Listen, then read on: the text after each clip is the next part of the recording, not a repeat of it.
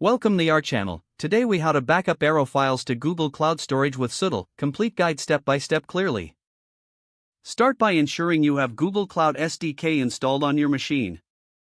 Open your terminal or command prompt. Authenticate your Google Cloud account by running the command, cloud-auth login. Select the project where you want to store your Aero files by using cloud config set project your _project _ID. Next, create a Google Cloud Storage bucket if you haven't already. Use the following command to create a bucket: gsutil mbgs / your _bucket _name. Navigate to the directory containing your Aero files using the cd command.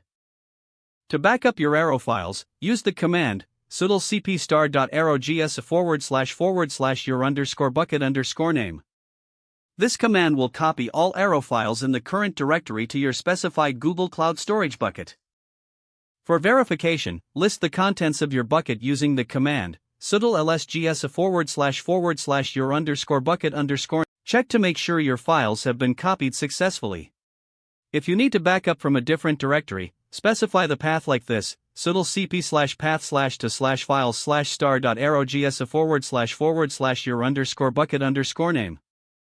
For large files or multiple files, consider using the M flag for a multi-threaded copy, like this: gsutil mcp*aerogs / your _bucket _name. After the backup process, confirm the integrity of your files if necessary. You can download or access your Aero files from the Google Cloud Storage bucket at any time.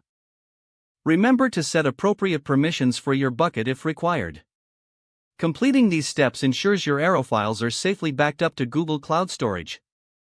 If the page does not load, refresh the browser or try again in a private or incognito window. Make sure you are using the correct email address, then retype it carefully to avoid small typos.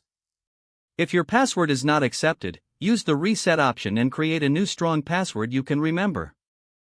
Check your spam folder for verification or security emails, then complete any requested confirmation steps. Enable two-factor authentication if available to improve account security and reduce unauthorized access risk. After signing in, review your profile details so your contact information and settings are accurate and current. If you see an error message, note it down and try again after restarting your device and internet connection. Log out when you finish, especially on shared devices, to keep your account and payment information secure. If the page does not load, refresh the browser or try again in a private or incognito window. Make sure you are using the correct email address, then retype it carefully to avoid small typos.